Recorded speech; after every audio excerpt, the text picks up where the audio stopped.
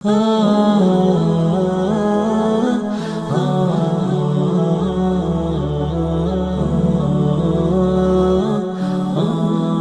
itu wajib dikarenakan dia baru masuk Islam. Dia tidak tahu hukumnya dan dia belum mempelajari bahwa sholat itu hukumnya wajib. Maka di sini apa? Maka di sini dia tidak dihukumi kafir. Akan tetapi apa?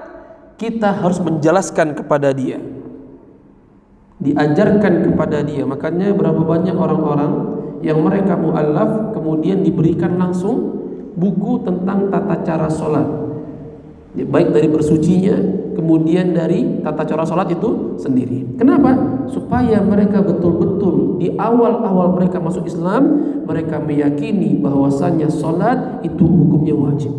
Ataupun ada seorang yang jahil, dia muslim, tapi karena di daerah wilayah dia tidak mendapatkan kajian-kajian yang menjelaskan tentang wajibnya sholat 5 waktu, maka kondisi dia jahil di sini, maka kita katakan dia ma'zur. Dia mendapatkan uzur. Karena apa? Kejahilannya. Maka kita tidak mengkafirkan dia.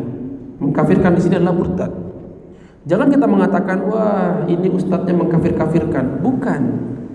Bukan aneh mengkafirkan, tapi Allah Subhanahu wa ta'ala. Karena apa? Sekali lagi, orang yang kita sebut kafir ini, dia telah merubah hukum Allah Subhanahu wa ta'ala. Logika kita saja, ketika ada seorang yang bekerja bersama kita, yang kita punya aturan, poin 1, 2, 3 dan sebagainya, baik itu aturan yang berlaku untuk kedisiplinannya, atau aturan yang berlaku apapun itu yang kita buat untuk dia, yang kita meyakini bahwasanya aturan yang kita buat ini hukumnya wajib untuk dikerjakan, tapi malah orang ini mengatakan nggak wajib kok buat saya.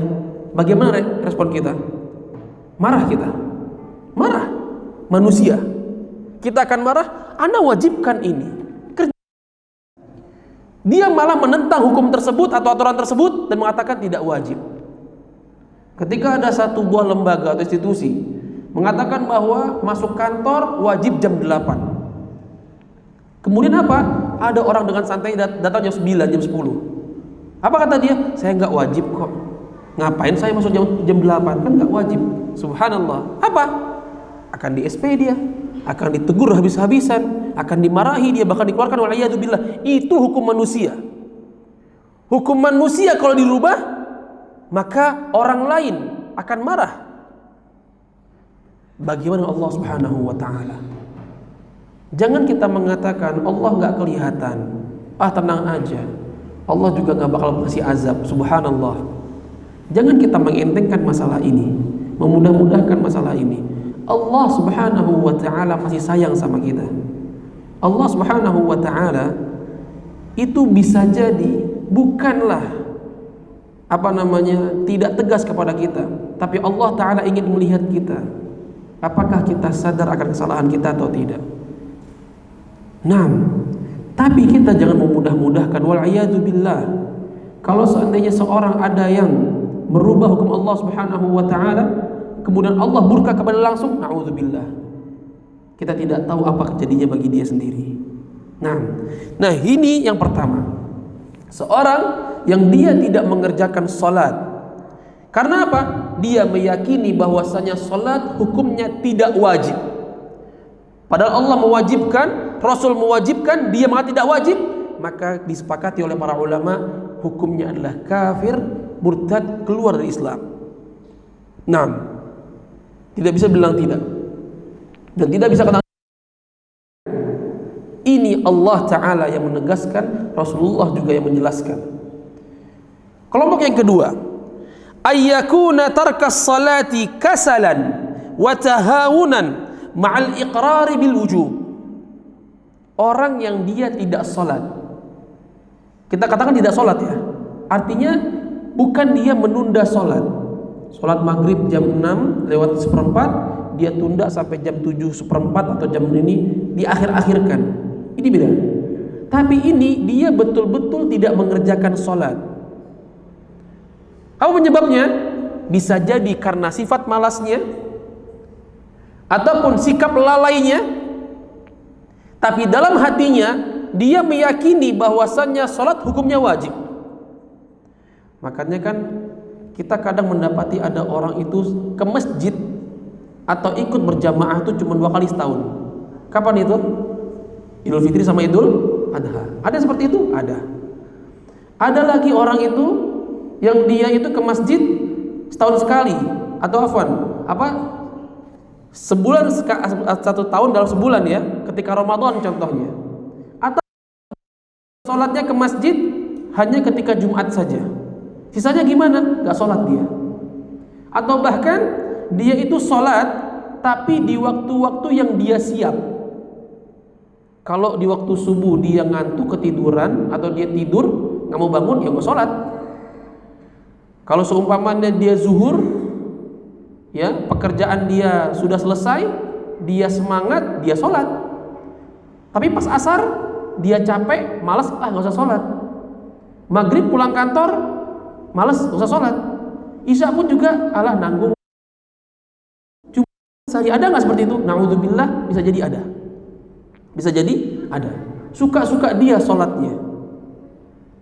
Naam. Fahadha yud'a ilaiha wa yu'maru biha.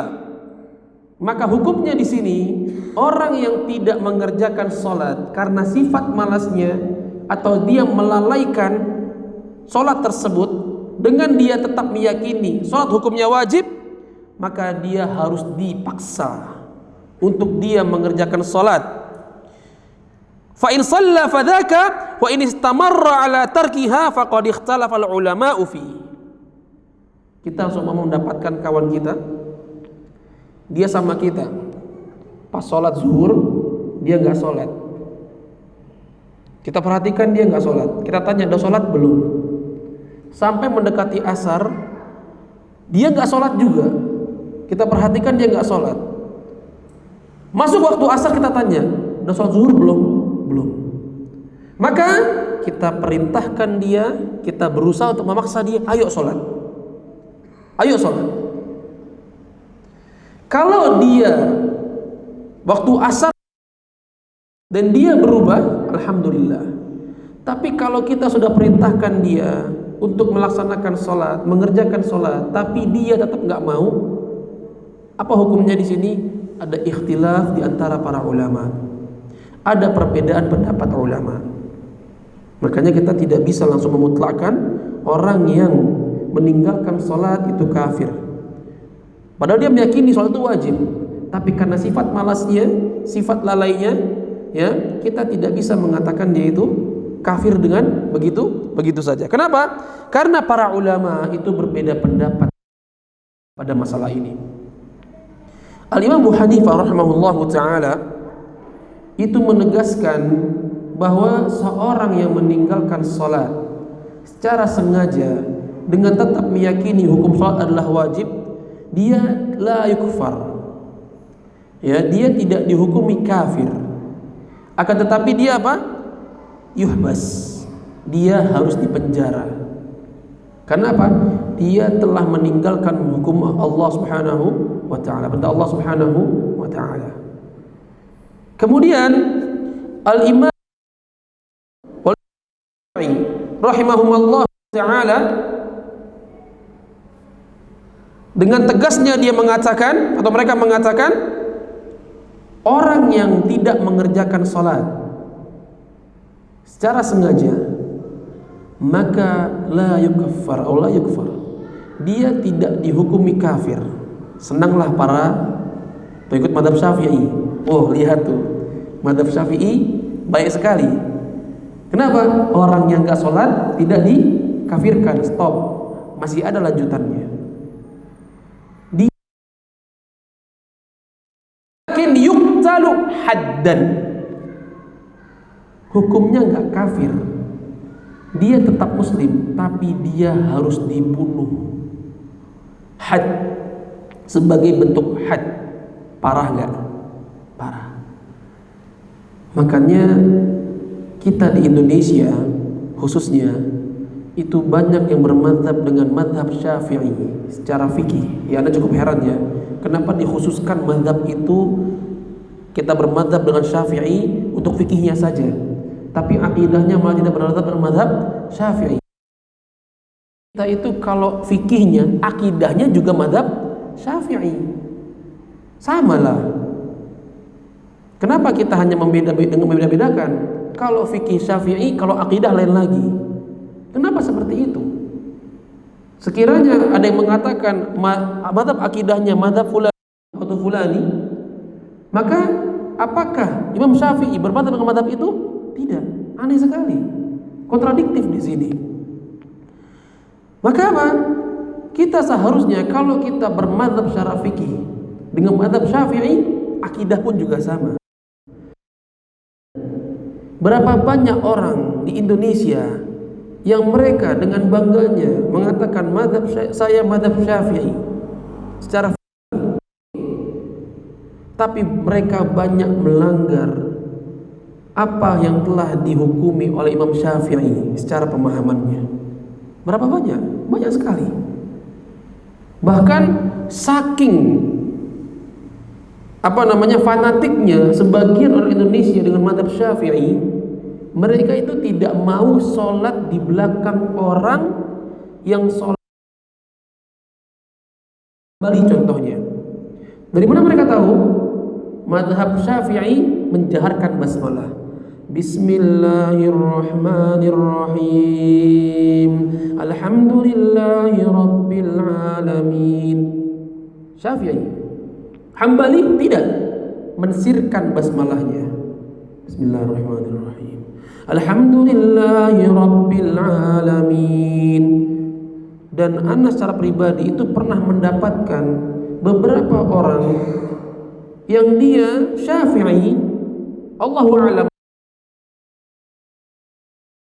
dia sholat di belakang imam yang tidak menjaharkan basmalahnya, kemudian dia dia batalkan sholatnya.